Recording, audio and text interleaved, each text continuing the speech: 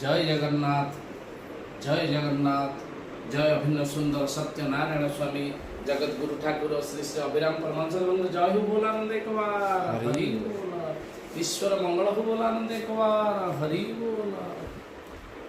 धन्य ये श्रीक्षेत्र, धन्य बड़दाण्ड, धन्य से कालिया राजा बरसकु थरे रथ जातरा को तापाई बाजई बाजा। आज महाकार्तिक मासर पवित्र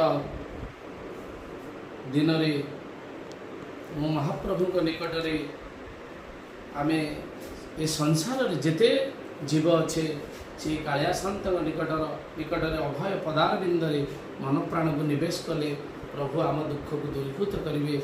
एथिरे मात्र संदेहर अवकाश नहीं। से आज जड़े समाजसेवी भाव में आपण मान निकट गोटे कथा मु व्यक्त करने को जाऊँगी। से कथाटी जितेबले आपण मैंने क्रोधरे जर्जरित थे, रागरे जर्जरित होते सेतिकी बेले जीवनर कौन गुरुत्वपूर्ण निष्पत्ति नियंतु ना। कारण क्रोध संपूर्ण भाव में बुद्धि को खाई दे थाए, अर्थात कबलित कर दे थाए।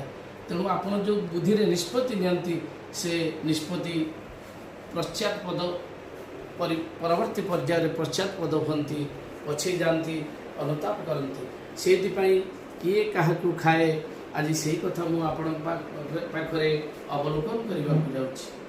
क्रोध बुद्धि को खाए, अहंकार मन को खाए, लाज मनीषपणिया को खाए, चिति सम्मान को खाए, लोभ स्वाभिमान को खाए, चिंता बयस को खाए। से कहती ना चिंता खाए गंडी आ लुण खाए हांडी। यही कथा को आमे समस्ते मानि चलिले समस्त मंगल हेब। ए अधमर एतिक इच्छा, हे महाबाहु ए सारा संसार जगन्नाथमय हो। जगन्नाथ मंत्र रे समस्त उद्भासित हंतु, उद्वेलित हंतु। महाप्रभु समस्त को शंखरे पुरई चक्कर आढ़वाला कर रखंतु। एतिक अधमर प्रार्थना ए विश्ववासी पाए। जय जगन्नाथ, जय अभिन्न सुंदर सत्यनारायण स्वामी।